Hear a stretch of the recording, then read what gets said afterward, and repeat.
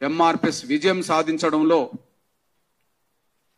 నా బలహీన వర్గాల సంఘాల నేతల కార్యకర్తల ప్రజల సంపూర్ణ సహకారాలు ఉన్నాయనే విషయాన్ని మేము గాఢంగా అభిప్రాయపడుతూ ఇప్పుడు నా బీసీ ప్రజల ఆకాంక్షకు అనుగుణంగా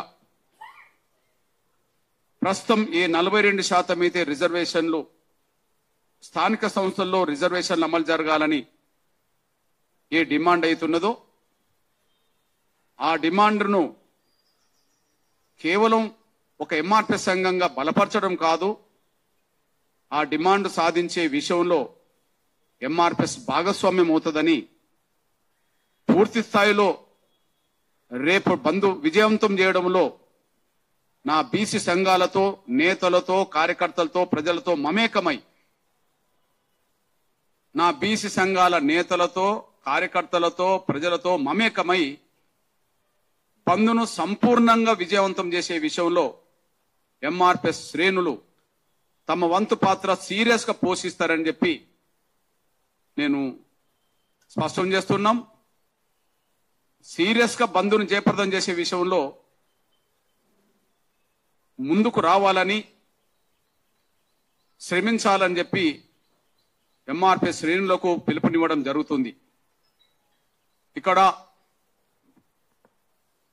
ఎంఆర్పిఎస్ పరంగా నా ఎస్సీ ఎస్టీ ప్రజలకు ఎస్సీ ఎస్టీ సంఘాల నేతలకు కూడా గుర్తు చేస్తున్నా, విజ్ఞప్తి చేస్తున్నా. తెలంగాణ రాష్ట్రంలో మినిమం ఎస్సీ ఎస్టీల ఉమ్మడి జనాభా 30%కు దగ్గరకు వచ్చింది. అదే సమయంలో ప్రస్తుతం అంతకుముందున్న లెక్కల ప్రకారంగానే రాష్ట్రంలో కానీ దేశంలో కానీ జనాభా దామాష పరంగా రిజర్వేషన్లు అమలు జరిగే చట్టాలు ఉన్నాయి. ఈ మధ్య కాలంలో అగ్రకులాల పేదలకు ఈడబ్ల్యూఎస్ రిజర్వేషన్ల పేరుతో తెలంగాణలో రిజర్వేషన్లు 10% అమలు జరుగుతున్నాయి. దేశవ్యాప్తంగా ఎక్కడైనా ఎస్సీ ఎస్టీల జనాభా దామాష ప్రకారంగా రిజర్వేషన్లు అమలు జరగాలి. ఇది చట్టం, రాజ్యాంగం చెప్తున్నది. తెలంగాణ రాష్ట్రంలో అగ్రకులాల పేదల పర్సెంటేజ్ 10% ఉండదు. మొత్తం అగ్రకులాల ప్రజలే మినిమం 10% ఉన్నప్పుడు అందులో పేదలు 50% వేసుకున్నా 5% రిజర్వేషన్లు దక్కాలి.